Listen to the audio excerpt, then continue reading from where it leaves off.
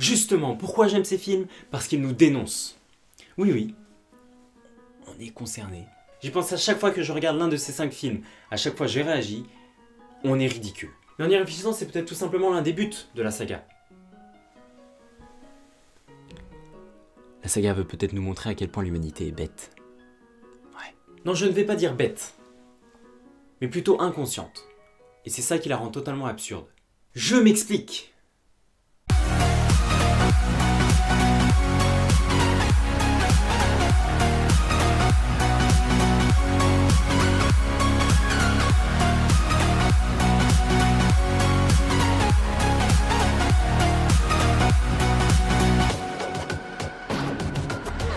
Je m'explique. Dans les 5 films, il y a toujours quelque chose qui tourne mal.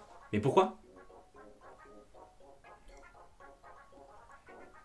John Hammond crée un parc de dinosaures pour faire devenir réel son rêve, mais aussi celui de milliers d'enfants.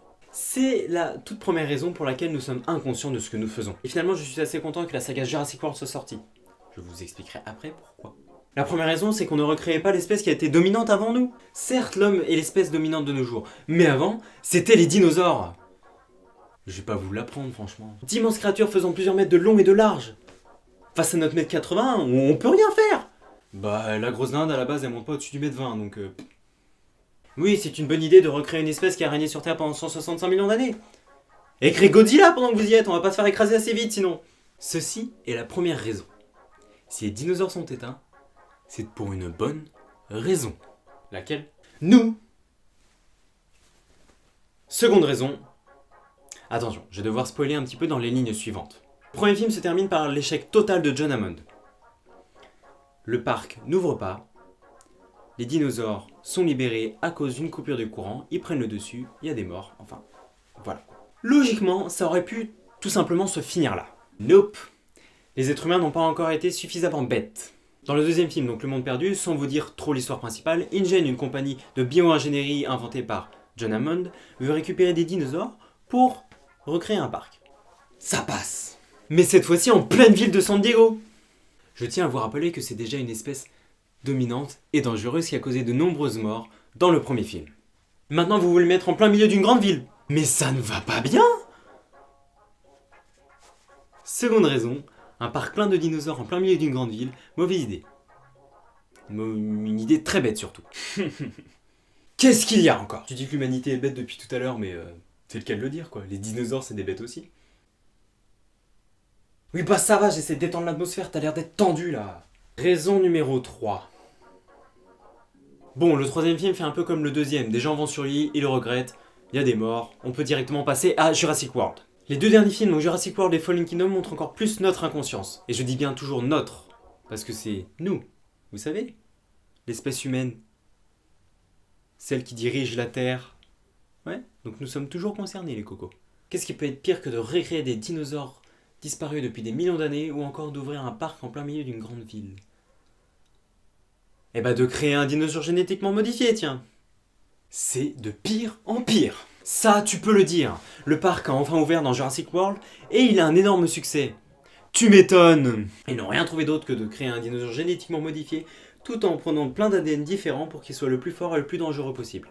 Dans ce film, ils font erreur idiote sur erreur idiote. Oui, le rendre plus intelligent montre que vous ne réfléchissez pas du tout. Non, lui donner toutes les possibilités de s'enfuir de sa cage ne montre pas à quel point vous êtes intelligent. Et à quoi ça sert de faire une porte de 15 mètres de haut? Seulement les humains sont censés rentrer et sortir. On mesure pas 15 mètres les gars. Et quand on vous demande de créer un dinosaure génétiquement modifié avec plein d'ADN différents, mais vous ne savez pas d'où ça vient, parce que tout simplement le dossier est top secret, eh ben faut dire non. Eh, ça te dit qu'on saute d'un pont? Ah ouais, pourquoi pas, franchement ouais. C'est un saut à l'élastique, il y a de l'eau tout en bas, je sais pas, mais... Ah, ça c'est confidentiel. Hein. Voilà pourquoi il faut dire non. Troisième raison, la création d'un dinosaure encore plus dangereux que les dinosaures eux-mêmes. Alors qu'on savait très bien que, déjà avec les dinosaures de base, ça tournait mal. Mauvaise idée les gars, franchement mauvaise idée. Quatrième raison expliquée par le dernier film en date, Jurassic World Fallen Kingdom, et franchement là ça va spoiler grave. Dans le dernier film, plusieurs espèces sont sauvées, après le cataclysme de l'île, pour qu'elles soient ensuite vendues. Bonne idée les mecs. Mais le pire, c'est que les vendeurs ont créé un dinosaure à partir de l'ADN du précédent pour en faire une arme.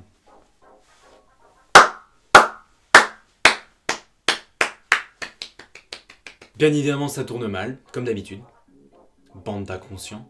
Le plus gros arrive quand même à la fin du film et ça pourrait même devenir une conclusion à la première raison que j'ai donnée avec le premier film. Les espèces qui ont été sauvées sont relâchées sur le continent, laissant à nouveau l'ère des dinosaures recommencer. Pourquoi j'aime cette saga ? Elle nous donne un message. Je me suis peut-être un peu énervé pendant cette vidéo, mais j'aime tellement cette saga. Cette dernière est une dénonciation à propos de ce que nous pouvons être capables pour l'argent, pour se sentir puissant ou encore pour faire parler de soi. Nous pouvons être capables de tout. Cependant, on le fait souvent sans être conscient des conséquences. Jurassic Park nous montre à quel point nous pouvons avoir des actes sans réfléchir pour se sentir puissant, pour la richesse ou encore se sentir supérieur. L'être humain est capable de tout. Cependant, est-ce que c'est négatif ? Pas dans le premier film. Les films suivants, oui. John Hammond ne se disait pas « je veux faire disparaître l'humanité ». Il se disait « je veux accomplir mon rêve ». Je veux apporter de nouvelles étoiles dans les yeux des individus. Il nous prouve tout de même que face à nos rêves, lorsque nous sommes assez déterminés, nous pouvons être capables de tout. Ce qui est une très belle chose en soi, accomplir ses rêves c'est toujours beau. Mais les autres films ne montrent pas du tout cette idée-là. En effet, ces derniers nous montrent à quel point l'être humain peut être capable de tout, pour toute forme de puissance. Car il aura toujours besoin de se sentir puissant.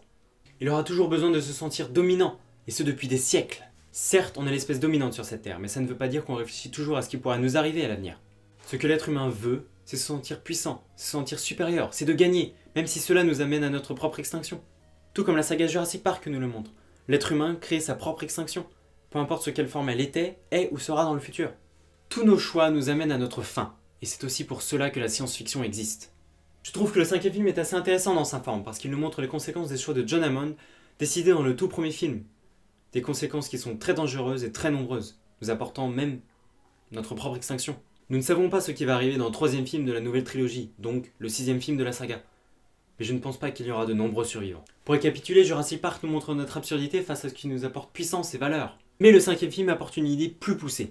Nous apporterons notre propre extinction. La saga Jurassic Park nous apporte un message, mais c'est aussi le but de certains films de science-fiction. Envisager les possibilités si nous faisons quelque chose qui peut nous apporter des conséquences graves. Jurassic Park est un exemple avec la génétique, mais nous avons aussi Mad Max avec la bombe nucléaire, ou encore Wall-E avec les déchets, et iRobot avec la technologie. Nous vivons dans un monde limité, que ce soit pour les ressources ou l'espace qu'il nous donne. Et certains films sont là pour nous divertir, mais d'autres sont là aussi pour nous donner un message. Pour nous faire réagir. Jurassic Park est une très grande saga.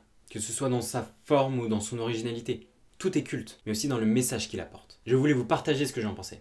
Je voulais vous partager mon interprétation à propos de cette production gargantuesque qu'est Jurassic Park. Je vous invite fortement à aller regarder cette saga si vous ne l'avez pas déjà vue. Et si c'est le cas, je vous invite fortement à la revoir encore une fois. Bien évidemment, tout cela reste mon avis propre. Et en vous invitant à aller regarder cette saga, je vous invite aussi à découvrir votre propre avis.